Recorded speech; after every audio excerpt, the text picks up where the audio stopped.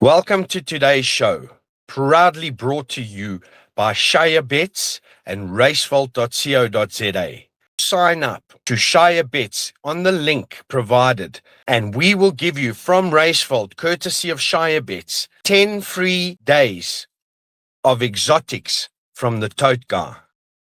Enjoy tonight's show. Louis Herson, the Golden Goose, sits down with Andrew Bond and has a great conversation and a laugh. Louis, welcome to the show, and thank you very much for giving up of your valuable time. I know that there's an old expression that says, out of sight, out of mind. The one thing you are not is out of mind, and you're definitely not out of sight. Congratulations on your first Grade 1 winner, which happened on the last day of the 2026 season. Thanks very much, Andrew. Yeah, it was a plan come together. It was fantastic. Okay, well, that is very short and very sweet by Louis Herson's standards. How did the horse get into your yard? Because I remember a great tragedy in your life with a horse that won the Graham Beck. He looked like he was going to be an absolute world beater in the colors of Mario Ferreira. And then, of course, the poor horse died of African horse sickness, which is the biggest tragedy in South African horse racing. Just before we get to this first Grade 1 winner, tell us about what that felt like. Yeah, no, you can't explain. Your two best horses was Tragedies, the 15-time winner, and Zenokade. It was just, you're a small yard, and you got to go and find these horses. And I found Tragedies, and I found the Zenokades, and you get these horses, you get them to where they, Tragedies was at the top of his game, but he had a Grade 1 in him, and then he got horse sickness, and then the same with Zenokade. Those are the knocks that trainers take. Those are the knocks that horse racing gives you. And, you got to stand up. You're going to graze your knees. You're going to stand up. Okay, so before we get to your career, and we're going to have to be very brief and very succinct, because we know that in this day and age in which we live, the Gen Z brigade, or call it whatever you like, people's attention spans are short. But African horse sickness, along with colic, are the two biggest tragedies in South African horse racing, because you're either positive or you're negative for African horse sickness. And what the rest of the world don't seem to understand is when you've had a PCR test and you're in quarantine, you cannot get African horse sickness, which has curtailed South African horses on the world stage. What's your view on that, Louis? Yeah, look, it's a difficult thing, and I think we're making progress, but geez, it's slow progress on the African horse sickness side. Look, colic it's a problem worldwide. It's not a South African problem, but African horse sickness is, and it's just, we can go on for hours and hours. It's just such a sad tragedy, because our horses are competitive, worldwide, and but now we're starting to find ways to get them out. Okay, I'm going to take a step back.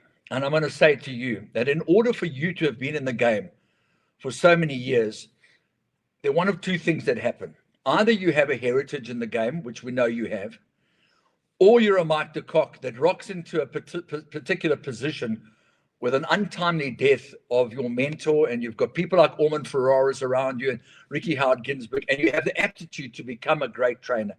You have been persevering because of your marketing skills, because of your love of the horses. And I want to go back to sponsorship, because you brought some big names into the game, not least of all, huge names like Cannon, huge names like the Emerald Cup, because that's ran for many, many years down at the Vaal on one of the most incredible surfaces. And of course, SAP, Brett Parker, and, they took over from Emerald. How did those things come to fruition, Louis? No, it's just a love for the game, and that you always promote what you love. I mean, it's a simple thing. Emerald was more of an introduction. Craig Ballantyne was in the CEO, and I took Graham Hawkins and Colin Gordon at the time, introduced him to Craig, saying, listen, but I'd already spoken to Craig Ballantyne, to Louis van Wyk, funnily enough, and I said, listen, you guys, we've got common ground here. There's no reason why the casino can't be on the race course, which is on your doorstep, and you've got the unique sand course. We can make it your own. So I sowed the seeds. He was willing. The door was open. I introduced Graham and Colin, and they did the rest. And then with Cannon, Craig Olwell, we all know Craig Olwell was in my yard from Cannon, and we put Cannon together. We bussed a lot of guys out to the Vaal. We had a wonderful race day with all the staff. They had the year-end function there. Introduced Brian Mel to them. He sat on it. He never followed it up. I phoned Michelle Narek. I said, listen, Pumelela, you've got the sponsor. and Pumalele don't seem to want to follow up. I can't. When Narek said to me, Mosier, bring them. It was done. Narek didn't hesitate. Narek is a master. Listen, when they saw that it was smooth, when they saw again Narek had the contract, so they were signed up. So then we brought Cannon here, the Gold Cup was here. And then, of course, when Emerald ended, then Brett Parker put SAP in for a year or two or something afterwards, So, yeah, we do that because we love this game. That's what we do it for.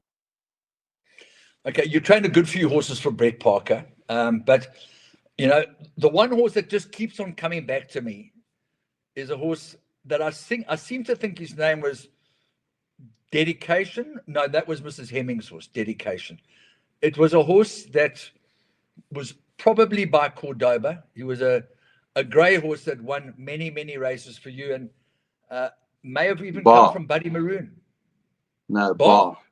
That was Brett's horse. Yeah, BAH, because his son, when his young son couldn't say Dad, he's called him Bar. So we pronounced it BAH and we called the horse Bar. And that was him. He was by, what was that side? He went back to jumps. He didn't make it here. He went back to jumps in England. Anyway, I've forgotten about him. Yeah. No, I know exactly who you're talking about. It also, the problem is that we're the wrong side of 60 and we can't remember everything at will, but it'll come to us during the course of the program. So when you took out your trainer's license, you'd obviously spend many, many hours watching your dad, watching the people around you to enable you to have this knowledge, to pass your trainer's exam. Just fast forward from the time that you first walked onto a track until the time you actually saddled your first horse. Yeah, well, look, the first time I walked onto a track, I was barefoot. I was put on a horse at the age of 4, being led with a groom.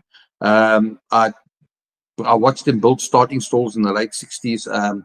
What a beautiful upbringing in racing saddles. And, the thing is that my dad was, with respect to everybody, my dad was a champion trainer. He wasn't a good trainer, he was a champion trainer, and for many years. So you had exposure to very good horses in a good yard. And then, of course, what he did on the beach at Kucha, which is where the smelter is, also knowing how to work horses on the beach, how to swim them in the salt pan. The Monty Roberts, he had a closed paddock, which was closed by thorn bushes and stuff, and only the gate had a paddock, but they never saw other horses, and we didn't even know who Monty Roberts was, but that's what he was doing, how he was breaking horses. So what an incredible upbringing to be living in a yard and working with horses. So it was a great privilege. And then when I wanted to get my license, first I brought Pierre up in 1988 from PE and said, you will make it in Joburg, and did his rise and managed his career. And then when I saw Uncle Frank McGrath, he was still the staple. I said, Uncle Frank, I want to become a trainer now. He said, you naughty little bastard. And he said, you're still a naughty little bastard, but okay, you don't have to do 5 years. You can do a year and a year. That's all. That's enough for you. Off you go. But that was then. That was that school, So, yeah. I must admit, when I met Headley for the first time and I heard about the reverence that people had for Frank McGrath, it was like Jock Spell. It was legendary. He just had such an aura about him. And I think that's what's to a large extent missing today, without in any way detracting from the people that are in charge at the moment. There was no pally-pally business. It was respect, respect, respect in those days. Yeah, you felt that I could look, Mr. McGrath could look into your soul, man. Those ice binoculars, I'm sure they had old school video cameras in there, and they could replay it quickly because they had nothing except a pair of binoculars, and they saw the whole race. They saw everything that happened. They were incredible. That stuff's incredible. So you didn't need to go into the staff's boardroom and have videos shown to you about what you did. You knew when you were accused of something or alleged to have done something, you knew that information was extremely well-founded and historically embedded in that brain of that man. Yeah, they were incredible. It was a great school. And then also, since I started training till now, the many, many changes. I mean, we could go on for hours about that. That's been also the evolution of racing. The approach right now is completely different, and we're about to change again in the next few months. There's going to be more changes, for instance, provincial changes in KZN. Listen, man, we grew up drinking water with our hands out of a tap as kids. We didn't know what bottles for water. Bottles for water, you're crazy. What is that? We grew up, we skinned our knees from falling off skateboards, and we did these things, and we built tree huts and things, and we had to evolve. And the very first telephone we saw, you had to dial. You might forget this, but we didn't know what the time was. How did you set your watch? You had to dial 1026, and they would tell you the time. And you set your watch to 1026. There was no television. So we have to evolve to that. When you And hear there's the so much signal, more. it will be. But there's so much more evolution coming now. We used to change, so we'll adapt. We'll be all right. Okay, so the fact of the matter is, let's fast forward again. You've been extremely patient because you've had a lot of good horses. I mean, by your own admission, Trip T's a 15-time winner. Zen Arcade, destined for the tops. It must have been something that you probably find difficult to put into words, that feeling when you are leading a horse into the winner's enclosure that has just won your first Group 1 for one of South Africa's most prolific and passionate owners in many, many years, in Lawrence Wernars. Yeah, I think, trainers can easily talk a lot of nonsense. But I think when you back yourself and you really back yourself and you put I did that. And I said, listen, it's all or nothing. Go balls to the wall. But you're going to leave here as a stallion or a gelding. But brother, yeah, I don't want to be a gelding. So let me tell you what happened was I bought this horse with no money. And they had a scheme where they would loan. Listen, these rules, everything I've done in my life has been within the rules. But if I find a loophole, I'm going to use it. And they gave us a pinhook scheme, race course, that you could pinhook horses. And then you could sell them within the 6 months or the next sale, an October sale. So, because I didn't have money for the horses. So what happens is I bought Eric Dubois, brought him home, and I'm starting to puzzle it. 375,000. But, I've got small owners. Put him into work. And when I saw this horse move, I said, everything that I saw, he is doing at track. Now, I don't want to sound like a genius now, just because of this horse. You can also, sometimes not every horse is going to be a champion, but you got the feeling he's a champion. Got out of Justin for Mark. I said, please, Lawrence doesn't really want to get bite here, because he says, what must I pay that money for Eric Dubois, for Eric the Red for? Because they hadn't done anything yet. What I then did is I said to him, but Justin, look at the video. Look how this horse moves. Please. He was still a yearling, but it's cantering, but he's got everything. And Justin, for Mark, to his credit, you've got to give him credit. He looked at this. He said, yes, I like the horse. And I also liked it at the sale. I'll talk to Lawrence. And Lawrence started with half, and he said, okay, I'll take the whole horse. I said, thank you. From then, when I went up to Johannesburg, I've always rated Touchwood quite well. And I took that little horse, the little boy Blazing Fury, up to the grade 3. Then he ran 4th at the Turfentine. And I took little Annie with us. I put them next to each other for 3 weeks to become best friends. And I let her travel with him in the 2-berth, floats him up myself. And when I was in Lawrence's box, I said to him, Lawrence, I want to ask you one question. This horse is unraced. This baby you've got with me. He had one filly before that, Captain's Pride. He took half share, and Sterling Miller took a quarter, and Amir took a quarter. So Al Kale. Didn't that race the other day? Yeah, she'll win a next start. She was unlucky the other day. She went to sleep in the race, man. But so we had this filly, and I think I've done everything quite well. They're not great. Anything. And I said, but this was I bought for you, this baby. It's going to be good. I want to ask you a question, Lawrence. I said, what do you prefer? Do you prefer winning the 3 million rand race, the stakes, or the stakes race, or the baby race, or the sales race, or like on July or Gold Cup day, a grade 1? He said, no, there's no question. The silverware. I race for the grade 1s. So I said, well, you got it. So look, he must have thought, okay, there's another, this trainer, he's going to bet himself. He's gone. I said nothing further. I said, but one thing I want to ask you is if I win you that grade 1, can I say where in this room I can place my trophy? He said, you and me a grade 1, you can come and choose where you place the trophy. So I said, sweet. I'm going to put it, because I see where you sit, and we look at the TV, I'm going to put the trophy right in your line of sight, that every time you look at every race, you look at that trophy, a person's is here. So then you might buy me another horse. He found that quite funny, And off I went, and so on. And then when I ran him first time, I said, please, I know that we like to, you don't want us to have them ready to win. I understand that. But this horse is too good for me to go and play with him for another 3 months. I want him to run first time. We don't need to back him. But you know what? If he comes up on us, you're getting 100,000 rand bonus for the baby. And of course, the rest is history. He won. We went along. And when we got to the Sunday, to the grade 1, the Gold Cup day, it was a Wednesday. We raced at Scottsville, and during the day I had a run in the last race, Miksha, and I actually gave her quite a bit of a chance, and she didn't run a good race. And I trained a bit like an idiot. There's something I missed with her, but I found it now. Bookmakers beware. Anyway, so before I left for the races, the last race, I told Lawrence in the morning, there's this horse here, it's 50 to 1. It's not my horse, it's another trainer's horse. But I saw something when the horse ran. And now they're putting it over ground. I know it's 40, 50 to 1, but you're going to go wide in your pick six. Make sure you put this horse in. So he said, okay. The horse started 125 to 1 and ran second. He was on the phone to me. He says, you can't believe how shouted for that horse, but it ran second. He says, but well done. It ran second. He didn't back it or anything, but he had it in his pick six. Of course, we'd make the pick six pay a lot. So I said, that's great. So I went racing, came back from the races, and I went and I had a drink with Eric. I spend a lot of time with my horses in the evening. One thing with horses, when I talk to them in the evening, they just munch their food and they agree with me. None of them argue with me. So they're not like people. And so I said, Lawrence, just come make a video. It's time Lawrence got the truth. So I made a video to Lawrence. I've got it on record. He's got it. I said to him in the video, I said, Lawrence, on Sunday, I'm training a horse for you at 33 to 1 in the grade 1. I'm going to win the grade 1 for you at 33 to 1. And I'm going to win it on Sunday. I'm going to ask you for 3 things. So just one day I get a chance. Just one day I get chucked on the list and have a flight with you in a Learjet. Never been in your Learjet. Number 2 is, don't forget, I'd like to place the trophy in your box.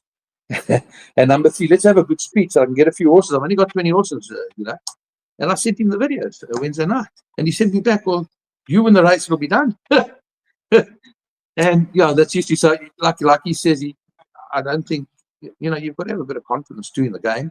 I don't think you can go tip every horse that runs, but this horse was aimed at this race. It was the race we aimed him at all along, And when he ran his last run, he ran just off them. But when he ran on like that, I was smiling from ear to ear and I'd run nowhere. And people see they couldn't wipe the smile off my face because I knew the prep was perfect for the premiers, So that's the story of Eric Dubois. Okay, so when you look at his pedigree, okay, you've already explained the fact that Eric Dubois, that Eric the Red had not really produced anything sensational. But if you look at the dam, and by Count Dubois, obviously, there's a related progeny called Love the USA. Did you ever look at that? I just stopped racing in September 2025. And it was obviously trained by Gareth and Zell. Did that ever catch your eye, or what was it about Eric Dubois that made Louis Herson? No, the specimen. Andrew, I look at, there are certain percentages and achievements that the mares make. It's how my book is made. And then I go and I look at those horses, and then it's specimen. A big horse like that, he has to get his hocks down. There's a certain turnover. If he starts here, and his hocks are wobbling, he's got a knee action in the walk, he's going to have a knee action in the run. You don't touch him, you're going to have to be very careful of that. If you must just understand, this is the August 2-year-old sale catalog. You'll see the highlights there. Those are the only horses we're going to be. I'll be looking at. And when I look at those horses, from those horses, I look for the best specimen. So they've qualified for me on breeding, on what I want the mother to do, and the father, and then I look at the specimen. And the horse must grab you as well. I can tell a funny story. Johan Janssen van Puren starts training.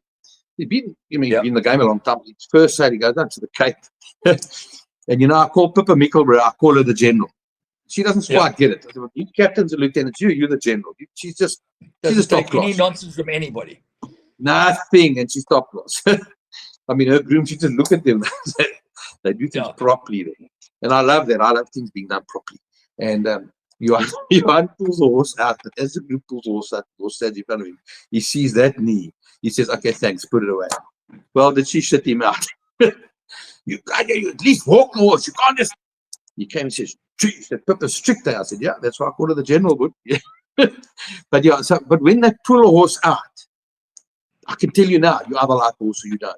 Immediately, you are with him. It takes you 5 seconds to like a horse, and then you know. And then, then you got to go back again and start saying, but I didn't see that tendon, or I didn't see that foot, or I didn't see that hook, But that's what this is about. You work hard at the sale. I'm not one of the guys that looks at every horse in the sale because, for obvious reasons, there's certain horses that I don't believe I'll do well with. So I only look at horses I think I'll do well with. That's the story. Okay, so on that subject, horses that you'll do well with. It has been said, and you've discussed this with many people, that there was a label that was attached to you that was completely and utterly unfounded about being a speed merchant type of trainer. The complete, a bit like Heki Stratham, but he could train horses that would win 2 miles, as his son can do. Maybe you can run us by some of the success that you've had with horses over extended trips? Yeah, look, I suppose we can. I think there's a couple of things to be said here. Number one is, unfortunately, there are trainers, or my colleagues, who market themselves at the expense of their peers or other trainers. I don't do that. I think that is going to catch them out. And they go and they attach a label to me over the years. Louis can only train 1,000-meter horses. So that also, if yours there, you better bring it to me because he can't train it. They've tried that over the years. So other owners have phoned me and told me, and I know who they are, and bless them. But a whole lot of them aren't in the game anymore, funnily enough. But anyway, so that's the one thing. The other thing is my association. Did you have them taken out, or did they pass away naturally? No, they're gone. They didn't survive the game. The game's tough. And don't worry, there's a few more going. But the game's tough at the moment. You've got to adapt. Then there's also my association with the late Buddy Maroon. We were good mates, and so because he was a sprint specialist trainer, again with him he got labelled, but he won the Durban Gold Cup. But anyway, so you get labelled. Was it Highland Knight? Exactly, and then what happens is you got owners. You know very well Claude Komarov. Claude will tell you. Claude watches it. Say no, he wants these horses to run early. He wants them to run as early 2-year-olds. So what runs early, a sprint or a stayer? So when you go to the ready-to-run sale and you buy Waywest Goddess, well, I bought it for ourselves. That's an interesting story. But when you buy Waywest Goddess, you want to win the nursery with it. But to win the nursery, you're going to have to win the ruffian first. You're going to have to run the maiden first. So you're going to have to bring them out early. So you're already going to the sale because you're good at what you do. You're finding the horses to come early to suit your owners. Very few owners are saying to buy me a classic. They want a classic horse, but they don't pay for a classic horse because time is money. So that you get caught in. It's very difficult to find the classic horses. When you take a horse like Zenok, we hid him away. And I did that because Mario Pereira had quite a lot of horses with me, quite a few. So when Zenok, the history is there. He got his starting stall certificate in January. He only ran in August. I repeat, starting stall certificate in January, only ran him in August. Nothing wrong with him. He wasn't ready. Mentally, he wasn't ready. The wrong owner, he would have run a lot of bad races as a 2-year-old. He would have been. He wasn't mentally ready. But when I ran him first, about 1 million rand sales race, brought him straight to Scottsville from the ball, never seen it before, and second in a 1 million rand race. You knew you had a horse. But just to talk about that, you know what? I'm not even going to go and argue with these guys. This season, that's just gone past. Three winners stand out. Our Vernie Princess, our little Annie, who survived terrible, little Annie, who everybody says I'm paying the handicapper. She won over 400. She won a whole lot of races over 1,000. We won a mile grade 1 premiers with a 2-year-old. And we won over 2-4 with Rodriguez, whose previous trainer who trained stayers, got him to go 1,800. We won this season with him over 2-4. I don't think we have to say any more. No, it's beautifully put, because less is more. People understand when they have a bite-sized chunk that they can actually get their teeth into. But has anything changed in Louis Herson's life since that grade 1? Since you've got the monkey off your back, you've now got the grade 1 winner, you've now got Lawrence Wernars' confidence, you've got a great luminary, and I have to call him a luminary because Justin Vermaak has always impressed me as a sharp cookie. But he's got the ear of some big people, deservedly so. That means that there's a very strong possibility that you'll be able to buy a different type of horse, knowing full well that you can do the job. Yeah, you learn, in this game, you never stop learning. But just to go back to answer exactly that, there are 1 or 2 of my owners now, when I offer them a horse, I say, no, that's not quite done. We want a better horse than that. So that is starting to filter through, and I'm very grateful for that. Obviously, very grateful to Justin, because he could have said no. He didn't have to back me. So the backing was very vital from him. But it's just, I don't think you can go out there and go buy 20 horses. Nobody's silly. But I think at least now you've got the monkey off your back, as you say. Also, I won't spend so much money now on Imodiums anymore, because where I needed the Imodiums was when Waywest Goddess gets to the Allen Robertson after winning the South African Fillies Nursery, which was a grade 2. We get to the grade 1 Allen Robertson. We go in for the line. We drive in for the line. Striker steals Samson's ride. He's driving to the line. Chocolicious comes next up, but we've got Chocolicious. And Mike de Kock standing with me. He won't remember it. I'll remember it for the rest of my life. He's standing next to me in the parade at Scottsville. He says, "You got it, Goose." As he says that, the other way around. Because you've got those 2 camera angles. And when they come back to the other camera, you see actually Chocolate. I wouldn't like to say. Yeah. So right. So that was the closest of my grade 1 place runners. Was that Herman Come to Sunday with Eric Dubois, and we hit the 200 meter. Duncan's horse comes to head us. I reached for the Imodiums, brother. I said, not again. So, but that was lovely. But just with a bit of chess, yeah. It was at last we got the monkey off our back. Yeah. How was the party, Lou? I mean, how was that evening? Take me drunk, I'm home again. Were you speaking underwater Hebrew? Absolutely fluently. Yes, we ended up. I got Neil Pretorius to come racing with me on the day. Neil Pretorius, I'm a deeply superstitious person, and I sent the video to Lawrence Wernars on Wednesday night saying I'm going to win a grade 1. I didn't do that for fun. I did that because I believed it. And Neil came up, and we put him up here at the lodge, and he came to see the stables and the yard, bit of Durban racing. He hadn't been here for a while and experienced the Summerfield Durban Lodge. Isn't that beautiful? Yeah. Lovely. And so Neil was with us in the car, and he doesn't drink, the poor shame, man. But he doesn't drink. So anyway, he fights in a bottle. You don't want to get him fighting. No, you don't. But now, the first one I went up to was I had to go up. I started at the top and worked my way downwards. Normally I start at the bottom and work my way down. But I started at the top. I ended up at Zane's box, always Zane Herson, and then from there I went to Owen's box and had 2 beers with him because they were cheering from the top for me. It's good. It's special. And then from there I wandered around and found lots of drinking people. And yeah, where was Lauren? I think there was no. Lauren stayed home. She couldn't handle that pressure. So remember, she loads the horses. No, she doesn't want to be with me when I'm like, honestly, because I might even go home and forget that she's there or something, So Lauren, no, she's Lauren's the calming effect in the family. So she holds the fort here. But remember, she's got to get those horses on the float. She's got to load them, see to get to the float. When they get home, cuts and scratches, she bandages them immediately. So we're very, very privileged and very lucky what we've got to do. Yeah, no, but a lot of Imodiums, a lot of pro-hips.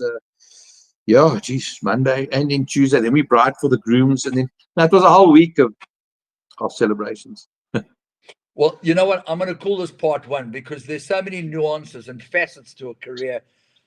I need to come and spend some time at your yard at Summerfield one day. See what you can do to get me into something. We can have lots of fun. I was telling him the other day about remember the Vaal sand? There were 2 things. Remember, now you had 2 men. Now you had a meditating for the sand, meditating for the grass. Yes. So I played with that, and of course they went to the lead. Roger Smith was the most hated trainer. But the one thing is, when they would have a race around the turn, the sand would loosen up. So they put that heavy roller only on the inside, 4 meters. Yes. So I went to the boardroom. I said, you guys are creating a preferred strip. Pete Matthij's got life for rolling the outside at Newmarket. It's a junior. So they say, but we only do it when the horses have been around the turn. I said, but it's not right. They said, no, we don't. I said, okay, so I looked to see he has a nice big field. I've got the right horse in the race. I've drawn one down the straight. But the race before me is a 1450, which means they're going to roll the inside. All the way around this. Now, you must hear this. Now, Striker, he hates it. When I tell Striker, he starts, Striker, if I beat Pierre, he wouldn't talk to me for maybe a day, maybe 2, maybe an hour, I don't know, but he would sulk. So Pierre's on a favourite of somebody else. I know his horse. He's on a favourite. The horse is 15 to 10 or something. So Striker's walking to Brady. He's got that walk. Off he's Striker. Going to Brady. He's like, I'm joining you going to Brady. I said, listen, Strikes, I'm going to beat you here. He says, what? He knows he's called. He says, you can't. Now he looks at they said, which horse? I think it was Sarah Smiley, man, Scotty horse. He says, he says, so, okay, I'm winding him up. He's trying to think, what am I winding him up? Going to catch him with something? Questions up to something again. Because, for instance, when Lauren made potato salad one day, she boiled her eggs, she put them in the cold water to cool them. She made a potato salad. I swapped them with raw eggs. I like to play pranks. Okay.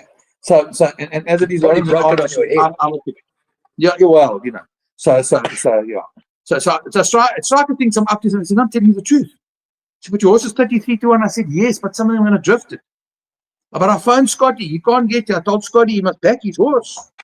But I've got Shwara Appy. Remember Shwara Appy? Yeah, of course. I've got him riding for me. And we drawn once. I said, Shwara, listen nicely to me now. As they jump, you just start going to the inside rail. Because they've got the pins right up against the outside. But you remember it runs 400 mils. It runs downhill. So it's easy for you. Just get to the rail and sit and go the last 600. Just do what you want to. Of course, he wins by 2 lengths. I promise you, the other horses, because on the day, it was starting to dry up. So it was they were starting to get loose and flounder on the course. But they just rolled the inside. So I'll teach you. After that, they didn't roll the inside again. But it was a beautiful betting coup. And we had a lot of fun with it. And Scotty got his 33-1. Well, to me, it is the single biggest tragedy in South African horse racing that they stopped racing on the sand, because it took the way of life of many, many horses that were ideally suited to racing on the sand. And they fiddled with the sand. The sand in the beginning was absolutely perfect. The more it rained, the better the going got. It was just absolutely unbelievable that they could have, in their wisdom, abolished sand racing and gone back to 2 grass tracks. It just didn't make any sense to me. Yeah, I love the sand. I mean, we all know I did well. Yeah, so yeah, that's why I would love it. But I remember that one also came to me from, I know the trainer, for whoever he is, came to me from that trainer of Mario Ferreira's, had 2 runs on the turf and also done dismally, like 15 and 16 lengths behind. So I fixed this or sort this horse out. And I get him right. I put him on the sand. He starts doing well on the sand. Eventually, he wins his maiden on the sand. And I see they've got him as a 72 merit rating. Stick him back at Turpentine. Whoa, hold that thought. Was the horse Dailami that went back show jumping? That's exactly the sire of Bar. Dailami. Thank you. Yeah, Bar sire is Dailami. Didn't look it up. Right, carry on. Yeah. So then I put this horse back on the grass at Turpentine. It missed the break. It ran a bad race. And Roger Smith gave the horse like a 65 merit rating or something for the turf, because he had turf and sand rating. Yeah. But on the sand, it was rated as 72. It went on, it won another 3 races, and eventually the horse was rated like 83.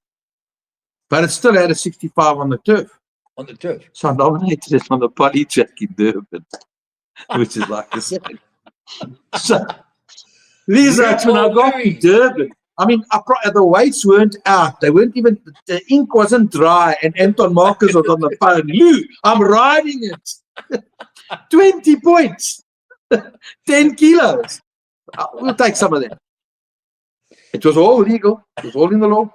All in the rules. But after that, I got into anyway. So a lot of people are obviously having a go now of Bernie Princess, and I actually I feel sorry for them. I feel I'm sometimes embarrassed to say that these are professional racehorse trainers, because we are supposed to be professional. We're also supposed to know what we're doing. And that these guys get such a huge spend and so many horses to train when they don't understand the bloody principles. So they asked me, how do you end up winning 10 races with Winnie Princess? How does she do that rating? But it's simple. It's there, and they can't work it out. So that's another thing we could discuss. But honestly, so it was just everything with it, not the handicapper. When the handicapper's hands are tied in a stakes race, he can do nothing. You can run 5 seconds, he can't touch you. But my horse ran 3 seconds there, and I've got 2.2. Yes, but you're in a handicap. I ran in a stakes race, a conditions race. And they can't understand the game. Yeah, they've got to understand it. And we've got to try and edify, but as you say, the concentration spans are a bit short. Okay, so the passion and the love for the animal has kept you in the game. But along the way, there have had to be some source of income to bolster the coffers, whether it's cameras, closed circuit television, whether it's selling cars. I mean, everybody knows Louis Herson is a salesman of note, but you can never, ever sell something that you don't believe in. No, that's correct. Yeah, 100%. Hey, listen, I've always had some interest always along the way, and to have some form of little income. At the moment, we're looking at opportunities. But you can also only put so many hours in the day and that into it. But yeah, we've done many things. We've dabbled in things, and CCTV has done well, and then we sold the company twice, and so yeah. The love is racing, though. That's what you do. There's an income from the side. The love is racing. We're not making money at the moment. We battle to make a living. I have to live off punting. I have to get it right, and yeah. So it's not easy, but we've been fortunate to have this new barn and to have put the setup here, which is we're in absolute heaven. I'm going to finish this podcast. I'm going to go to a braai with the academy to celebrate Kaniso and Gogu's first winner, which he rode for me. But in the meantime, I'm going to walk through my yard and talk to my horses. You can start and end your day with your horses. It's the most beautiful thing. You couldn't think of anything on earth more beautiful than to be with. So you're telling me that you live at the stables? Just for the uninitiated, you live at the stables? Oh, yeah. We're sitting upstairs now. We've spent a lot of money. Yeah, it's a lot of money, but it's incredibly comfortable, and it's very, very, very good. So it's myself, Lauren, and the dog. Before you go, in 1978, I matriculated from the Durban High School, and 1 year ahead of me was one of the sharpest minds that I've ever met in my entire life. I know he's a good friend of yours. I know he's a fellow trainer, and I'm very, very sad to learn that his tenure at Summerveld is almost coming to an end. I don't want to say too much. His name is Tony Riverland. Yeah, look, I mean, Tony's been very. I'm sure he'll tell you he's been very lucky to train for Mrs. Liley, to have that buying power every year, and he's been buying nice horses, and he's done well as a trainer. I think he's put a lot of time in here at Summerveld. Well, that's the point. What he knows about Summerveld, very few people know. Yeah, sure. Look, by no means is it perfect, but when you've got a horseman understanding what trainers need, that does help. But the way I understand it, he'll always be available to advise and to consult with the guys going ahead. I don't think we'll ever lose Tony. Well, thank goodness for that. I'm very, very pleased to hear that, because you can't. I remember once upon a time doing an interview with Terence Millard, literally 6 or 7 months before he passed away, and I remember learning that many, many great trainers only become great in their last decade. They learn so much along the way, and it takes them so long to put this all together. Do you feel that Louis Herson is getting to the peak of his career now for the next decade or the next decade and a half? Yeah, I think so. I think it is true. And the funny part is you actually become less hands-on, but more hands-on, and it's a very difficult thing to explain. You've got certain people doing certain jobs in the yard. Delegate. When you go and bend down and you try and if you go and try and do too much yourself, you're going to lose track. I think you learn that as you go along. And then I think we're also adapting. Your experience will make you adapt. You're as good as the horses you've got. At this point in time, numbers are important. And I think the biggest danger we are facing at the moment is that the smaller trainers are going to become extinct. And I made a joke the other day with some of the trainers. I said, listen, there's only 2 types of small trainers. Small trainers now being normal trainers, because the big trainers become huge. It's a joke. But there's only 2 types of small trainers. Those that know they're stuffed and those that don't know they're stuffed. But and I could be one of them. So you've got to rely on numbers and support, because that's how you live.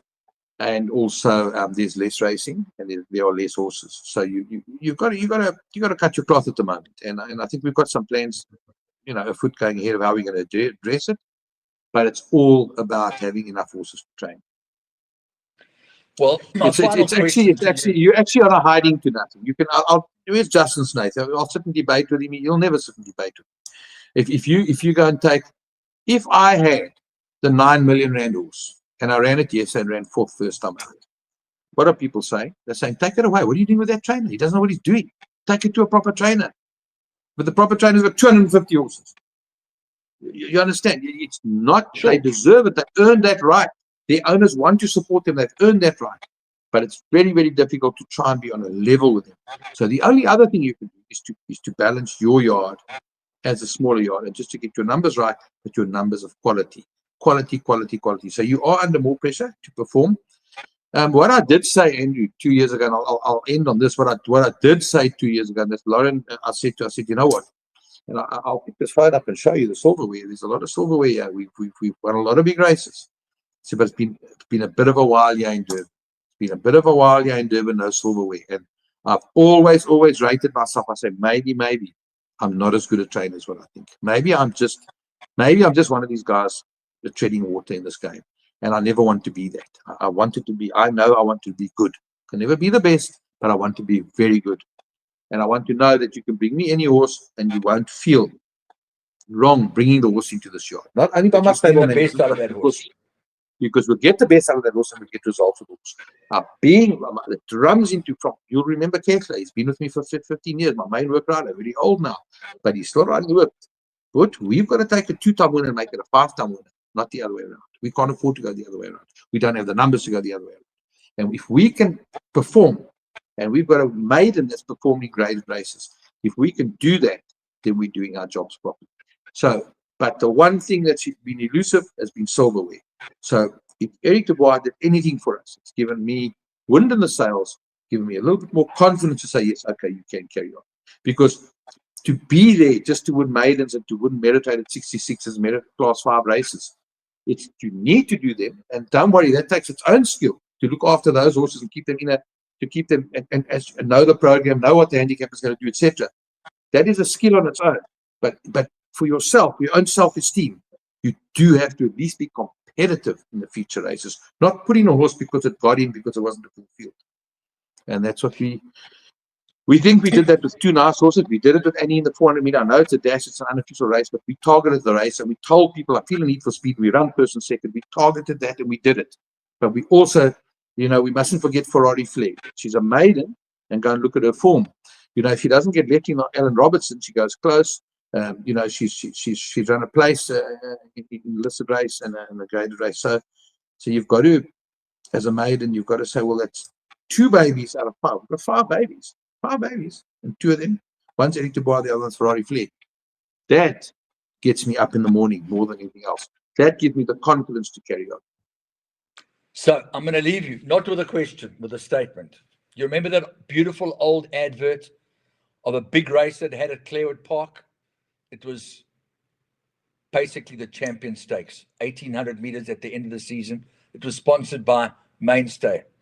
So I'm going to leave you with the following thought. You can stay as you are for the rest of your life, or you can change to Louis Herson and have a Mainstay in KwaZulu-Natal. Okay for you? I think so. I think it's great. Thank you very much. Maar ons gaan nou braai. In Afrikaans, ons gaan nou braai. No, ons gaan nou braai. Have you got Leon Schuster joining you, or have you got who have you got joining you? Geez, let's go off here. Let me tell you the story. There's security guards at Empress call me Leon Schuster. What I did to Dez's bedroom, Dez Gonzalez.